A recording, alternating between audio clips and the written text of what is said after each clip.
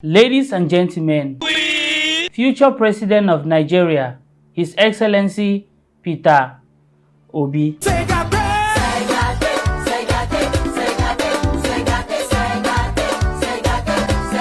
Qu'est-ce qui se passe? My people, as we all know, to be President Peter Obi was at the NBA conference in Abuja.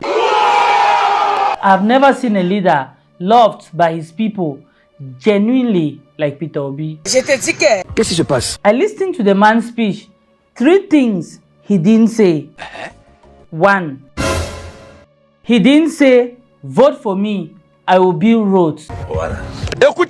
He also did not say, it's turn for the Igbos.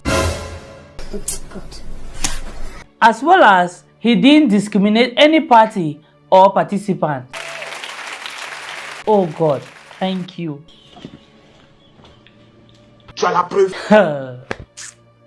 I've listened to all the speeches and I have concluded that His Excellency Peter Obi is what Nigerians need as president.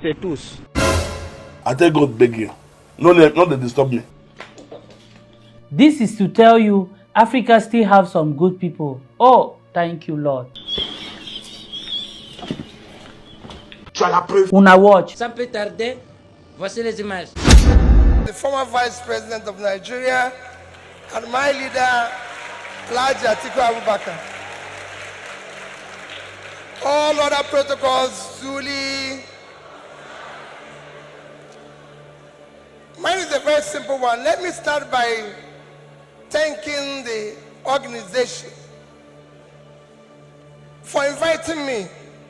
As you know, I'm one of those strongest beneficiaries of the judiciary. For my strong legal team, for the work of my small legal team led by Dr. H.E Peter Obi, SAN, and led O.J. Nadi, SAN, I wouldn't be standing here. You know that from my election petition to my impeachment to my tenure interpretation. And again, whenever people talk about corruption in the legal or in the judiciary and one who takes exception, in all this journey, I did not give anybody 1 naira.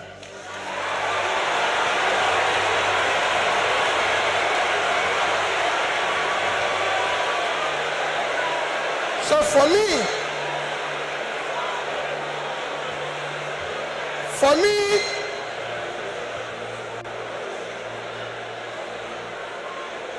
I remain eternally grateful to you for what you did for me to be here and everything. Our topic today is democratic transition in the 21st century Nigeria, 2023 and beyond. I think it's for great people like you or people like Chimamanda invited, but for me as a trader, I'll try to contribute in my own little way, the way I think we should go. For me, democracy have a simple description. Government of the people, by the people, for the people. That means everything about democracy is the people. And transition means changing from one thing to the other. And for me, Nigeria needs urgent transition from being a highly insecure country to a secure country, from a disunited country to a united country, from corruption to a transparent country, from a country of lawlessness to a country of law and order. But in all this, it is important that we look at where we are today for people to understand the gravity of the journey we are going to take if we are going to transit. Where are we today? Nigeria have qualified to be a failed state. We have met the 2 or 3 biggest characteristics of a failed state. Number 1 is when you're no longer in charge of your territory. Today, we are among the top terrorized countries of the world. We are among the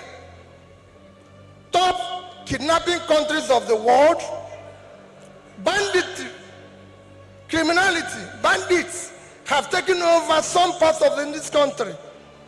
Nigerians are being killed daily. All sorts of criminality is going on daily. Even our most important source of foreign exchange revenue, oil, is today 80% stolen. That shows how bad it is. We are the only country, apart from Venezuela, who we know is their own is because of sanctions, that is not meeting up its OPEC quota. Every other country is begging for increase, but Nigeria is not meeting up its own. And you wouldn't believe the quantity that is missing. In July alone, our total average, our quota is 1.8 million. In July, our total average was 1,083,000 barrels a day. That means that in July, we lost 707,000 barrels per day. If you multiply that by 31 days, it will give you 22,227 barrels of oil that we lost. This is a country that needs dollar. If you sell it, if you sell that oil, if you sell the quantity we lost, this is July alone. If you sell it at the average price of $110, it will give you $2,450,000,000, which at our rate of exchange of 550, you lost. If you use 550, because I used an average of 550, you've lost 1,344,700,000,000 naira. That is your country. That's what you lost in 1 month because of stealing. It is important that we know this. Number two item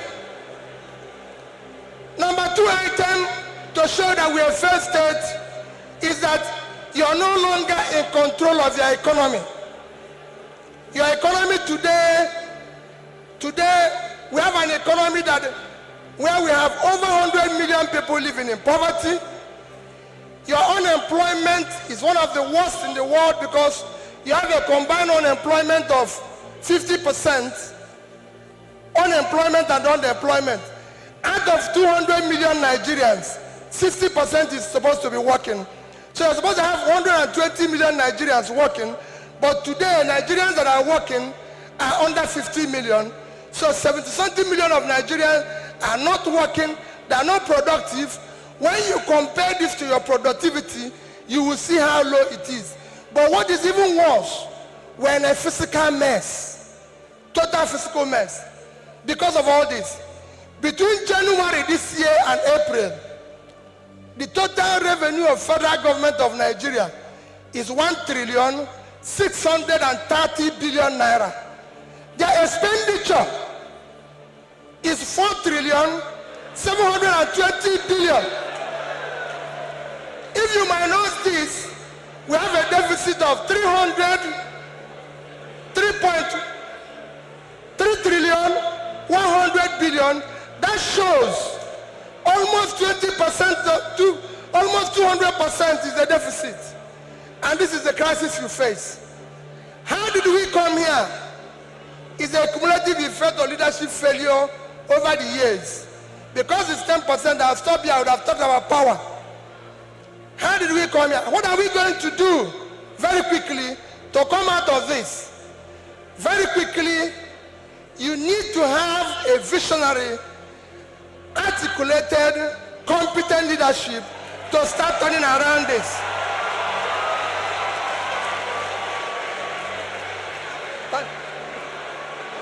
So next year, the time is up. I'll take it there.